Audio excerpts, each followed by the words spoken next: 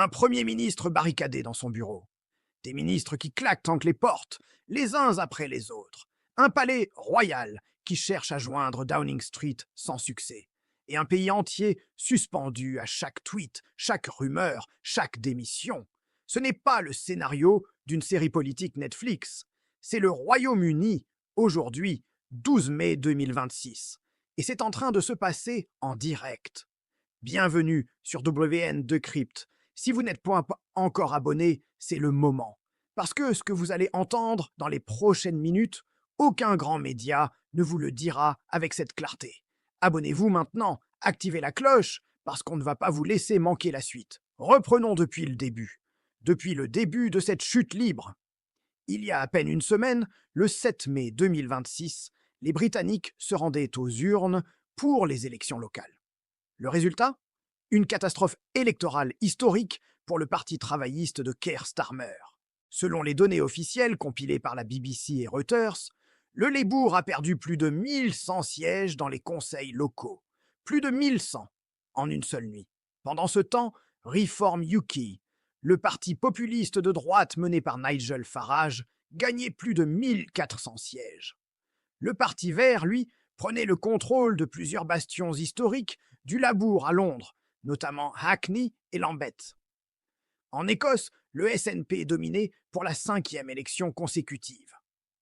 Au pays de Galles, terre de charbon et de travaillisme depuis des décennies, Plaid Cymru remportait la mise.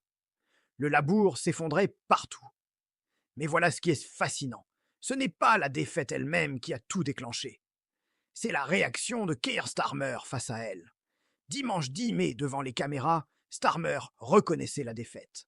Ces résultats sont vraiment difficiles, disait-il. Je ne vais pas enjoliver les choses. Et puis, rien. Pas de plan. Pas de vision. Pas de cap. Juste la promesse de continuer. Angela Rayner, ancienne vice-première ministre, publiait le même jour sur les réseaux sociaux un message glacial. Ce que nous faisons ne fonctionne pas. Et ça doit changer. Ce pourrait être notre dernière chance. Dernière chance. Ces mots ont tout changé. Depuis, selon CNN, qui couvre l'événement en direct, pas moins de 4 ministres ont démissionné du gouvernement Starmer en une seule journée. 4. En une journée. Et la nuit n'est pas terminée. Voici comment on en est arrivé là. Le lundi 11 mai, la rébellion atteignait le Parlement. Des dizaines de députés travaillistes demandaient publiquement la démission du Premier ministre. La pression montait à une vitesse que Downing Street n'avait pas anticipée. Puis ce matin, réunion de cabinet. Starmer prenait la parole devant ses ministres. Son message était simple et stupéfiant. Personne ne devait parler de la question du leadership autour de cette table. Il délivrait une déclaration préparée à l'avance. Il évoquait la crise au Moyen-Orient, la situation dans le détroit d'Ormuz. Et puis, il partait. Il quittait la pièce, sans prendre la moindre question, sans regarder ses collègues dans les yeux. Wes Streeting, le secrétaire à la santé, a tenté d'approcher le Premier ministre après la réunion. Starmer refusait de lui parler. D'autres membres du cabinet ont essayé. Même résultat. Le Premier ministre se réfugiait dans ses bureaux et coupait tout contact. Voilà où nous en sommes. Un Premier ministre qui se barricade, qui ne parle plus à ses propres ministres, qui envoie des porte-paroles à sa place devant les caméras, qui fait lire des communiqués par des loyaux pendant que son gouvernement se désintègre en direct. Laissez-moi vous lire les démissions, parce que chacune d'elles est un coup de poignard supplémentaire. Jess Phillips, ministre au sein du ministère de l'Intérieur, a été la première à claquer la porte aujourd'hui. Dans sa lettre de démission, elle déclarait, et je cite son propos tel que relayé par The Guardian, « Je pense que vous êtes fondamentalement un homme bien qui se soucie des bonnes choses. Mais j'ai vu de mes propres yeux que cela ne suffit pas. Un couteau de velours, une douceur qui fait encore plus mal. » Alex Davis-Jones, ministre parlementaire, suivait peu après.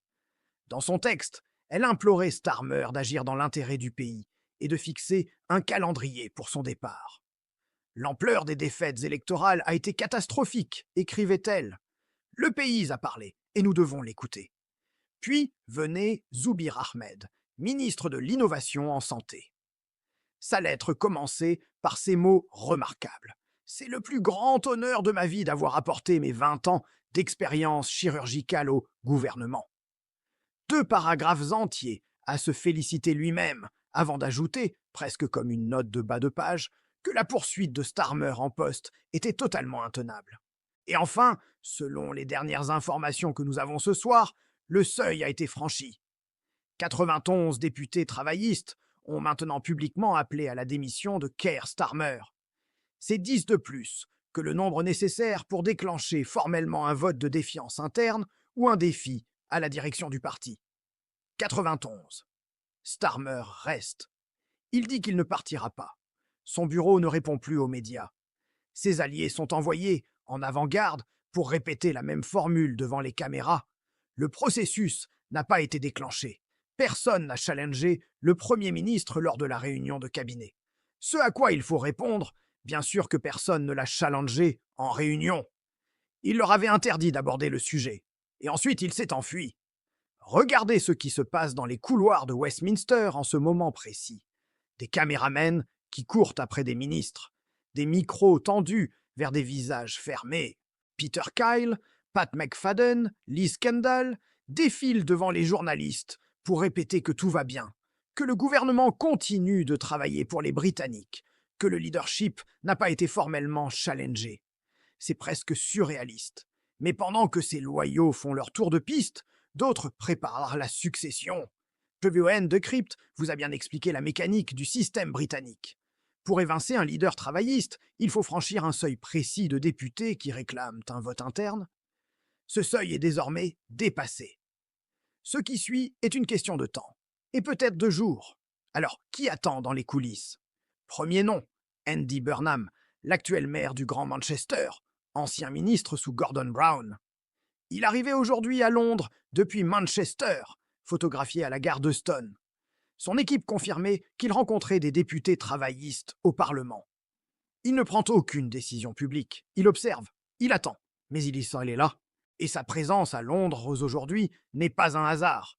Selon les informations que nous avons, 4 députés travaillistes auraient déjà pris contact avec des proches de Burnham, convaincus qu'il se prépare à briguer la direction du parti. Le problème, Burnham n'est plus député.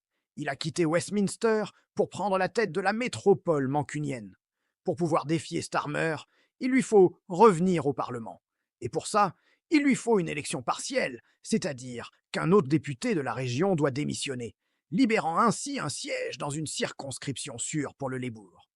Des discussions seraient en cours en ce moment même. Deuxième nom, Angela Rayner, l'ancienne vice-première ministre. Elle a déjà dit publiquement que si Burnham ne revient pas au Parlement, elle lancera sa propre candidature. Elle le faisait savoir ce soir à ses collègues. Rayner est reconnu pour son positionnement à gauche du parti. Sa candidature diviserait encore davantage un Labour déjà fracturé. C'est risqué, mais elle est prête. Troisième nom circulant dans les couloirs. Al Carnes, député travailliste avec un background militaire. 4 de ses collègues auraient été en contact avec son entourage ces dernières heures. C'est une guerre civile, en direct. Voilà un bon moment pour reprendre votre souffle. Et pour ceux d'entre vous qui nous rejoignent, bienvenue sur WN Decrypt, la chaîne qui décrypte ce que les médias dominants ne vous montrent pas. Abonnez-vous si ce n'est pas encore fait et partagez cette vidéo avec quelqu'un qui croit encore que tout va bien au Royaume-Uni. Revenons maintenant à la question centrale. Pourquoi en est-on là? Pour comprendre l'ampleur de la crise, il faut revenir à juillet 2024. Starmer et le Labour remportent les élections générales avec une majorité écrasante. 14 années de gouvernement conservateur prennent fin. L'espoir est immense. Le mandat, historique. Puis, les mois passent. Selon un sondage YouGov, cité par International Business Times, seulement 18% des Britanniques voyaient un Starmer d'un œil favorable début 2026. 18% pour un Premier ministre qui venait de gagner une élection massive 18 mois plus tôt. Que s'est-il passé? Une économie qui ne redémarre pas. Un coût de la vie qui continue d'écraser les ménages. Un scandale autour de la nomination d'un ambassadeur ayant des liens avec Jeffrey Epstein. Une montée de l'antisémitisme déclarée urgence nationale par son propre gouvernement. Une réforme fiscale perçue comme punissant les travailleurs. Et surtout, une image de Premier ministre hésitant, incapable de communication, replié sur lui-même. Sharon Graham, la dirigeante du syndicat UNIT, l'une des plus puissantes du mouvement ouvrier britannique, avait prévenu dès janvier 2026. Les politiques d'austérité du gouvernement semaient les graines de sa propre destruction. Ces graines ont poussé. Et nous en voyons les fruits ce soir. Mais il y a un autre élément que vous devez comprendre. La dynamique de la droite britannique, Reform UK de Nigel Farage, n'est plus un simple phénomène protestataire. Selon les données des élections du 7 mai, Reform a pris le contrôle du Conseil de l'Essex au sud, de l'arrondissement londonien de Havering et de la ville de Sunderland dans le nord. Comme le notait Nigel Farage dans une tribune publiée après le scrutin, ces résultats signaleraient la fin du système à deux partis qui dominent la politique britannique depuis plus d'un siècle. Et il n'a pas complètement tort. Le professeur Tim Bale de l'université Queen Mary de Londres résumait la situation en un mot. Les Britanniques sont scunnered, terme écossais qui signifie épuisé, frustré, dégoûté. Scunnered de tous les partis, scunnered du système. Dans ce contexte, que se passera-t-il si le Labour change de leader? Scénario 1. Andy Burnham revient au Parlement via une élection partielle. Il prend la tête du parti avec un profil modéré, ancré dans les réalités du nord de l'Angleterre, loin des cercles londoniens. Il tente de reconnecter le Labour avec sa base ouvrière. C'est l'option la moins catastrophique pour le parti. Scénario 2. Angela Rayner prend la tête. Elle est populaire à gauche, mais un Labour sous sa direction se retrouverait en concurrence directe avec le Parti vert pour le même électorat progressiste. Les voix se diviseraient bien, et Reform UK, dans cette fragmentation, ramasserait la mise. Scénario 3, le plus explosif. Starmer refuse de partir. Il continue à s'accrocher au pouvoir. Dans ce cas, ses propres collègues ont un outil constitutionnel, le vote de défiance. Le seuil est atteint. La demande peut être formellement déposée. Et si le vote est déclenché et qu'il le perd, il n'a plus le choix. Il part. Il devra partir. C'est là que Buckingham Palace entre dans l'équation. Ce soir, selon une information confirmée par Politico, le palais de Buckingham a discrètement contacté Downing Street pour savoir si le discours du roi prévu pour le mercredi 13 mai allait bien avoir lieu. Une question qui semble anodine, mais qui ne l'est pas du tout, car le discours du roi est un acte constitutionnel fondamental. C'est le moment où le souverain lit le programme législatif de son gouvernement devant le Parlement. Si le gouvernement est en crise existentielle, si le Premier ministre peut être renversé d'un jour à l'autre, que doit lire le roi? Le programme d'un gouvernement qui pourrait ne plus exister la semaine prochaine. La source du palais était lapidaire. Nous ne voulons pas être mêlés à cette conversation. Ne nous impliquez pas là-dedans. Buckingham Palace essaie de rester au-dessus de la mêlée. Mais la Constitution britannique prévoit que le roi joue un rôle dans les transitions de pouvoir. Si Starmer venait à démissionner ou être renversé, c'est le roi Charles III qui devrait charger quelqu'un de former un nouveau gouvernement. Et en ce moment, Buckingham Palace ne sait même pas si son Premier ministre sera encore en poste demain. C'est la première fois depuis des décennies que la monarchie se retrouve dans une telle position d'incertitude institutionnelle. La réunion entre Starmer et les leaders syndicaux prévue cet après-midi a été annulée. Downing Street n'a donné aucune raison officielle. Le Premier ministre ne reçoit plus personne. Il ne s'exprime plus. Son équipe gère les apparences. Mais les apparences ne tiennent plus. Dans l'histoire politique britannique récente, on a déjà vu des premiers ministres résister. Theresa May s'est accrochée pendant des mois face au Brexit. Boris Johnson a refusé de partir avant d'y être contraint par une cascade de démissions. Liz Truss a tenu 45 jours avant de comprendre que c'était terminé. Margaret Thatcher a pleuré dans sa limousine, mais elle est partie. Ce que nous voyons avec Starmer est différent. Ce n'est pas quelqu'un qui résiste en défendant une ligne politique. C'est quelqu'un qui se tait, qui disparaît, qui délègue la communication à des loyaux et attend que la tempête passe. Mais cette tempête-là ne passera pas d'elle-même. Pas avec 91 députés qui réclament son départ. Pas avec 4 ministres qui ont démissionné en une journée. Pas avec Buckingham Palace qui ne sait plus où est l'esco le Premier ministre. Alors quelle est la prochaine étape. Ce soir, selon plusieurs sources proches du groupe parlementaire travailliste, des discussions sont en cours pour organiser formellement le vote de défiance interne. Si ce vote est déclenché dans les prochaines heures, Starmer aura très peu de temps pour convaincre la majorité de ses collègues de rester derrière lui. Et compte tenu du niveau actuel des démissions et de la pression publique, il est difficile d'imaginer comment il pourrait y parvenir. Mais voilà le paradoxe. Certains ministres qui ont soutenu Starmer publiquement aujourd'hui devant les caméras, en disant que le processus n'avait pas été déclenché, que le gouvernement continuait à travailler, ces mêmes ministres seraient, selon des sources parlementaires, en train de préparer discrètement leurs propres calculs. Parce qu'à Westminster, la loyauté a toujours un prix. Et ce prix, en ce moment, est en train de monter. Si une élection générale anticipée était convoquée dans les prochains mois, les projections actuelles sont sans appel. Aucun parti n'obtiendrait de majorité absolue.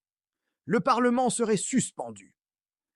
Reform UK serait probablement le premier parti en nombre de sièges, mais sans majorité. Une coalition avec les conservateurs de Kemi Badenoch serait nécessaire. Ce serait inédit, ce serait fragile. Et ce serait la conséquence directe de l'implosion du Labour en 2026. Le Royaume-Uni est à un carrefour historique. Pas parce qu'un Premier ministre impopulaire est en train de tomber. C'est arrivé avant. C'est arrivé souvent. Mais parce que derrière cette chute, il y a une question plus profonde qui se pose à toute démocratie occidentale. Que faire quand les deux partis dominants ont perdu la confiance de leur base? Quand la gauche perd ses bastions ouvriers et ses quartiers progressistes à la fois? Quand la droite traditionnelle s'effondre face à une force populiste qui n'a jamais gouverné? Quand le centre ne tient plus? Ce soir, au Royaume-Uni, on ne parle pas seulement de la fin de Keir Starmer. On parle peut-être de la fin d'une certaine idée de la politique britannique. Nous continuerons à vous suivre cette situation en temps réel sur WN Decrypt.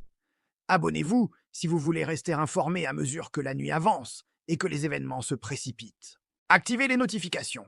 Partagez cette vidéo, parce que ce qui se passe ce soir à Londres est historique, et vous méritez de le comprendre.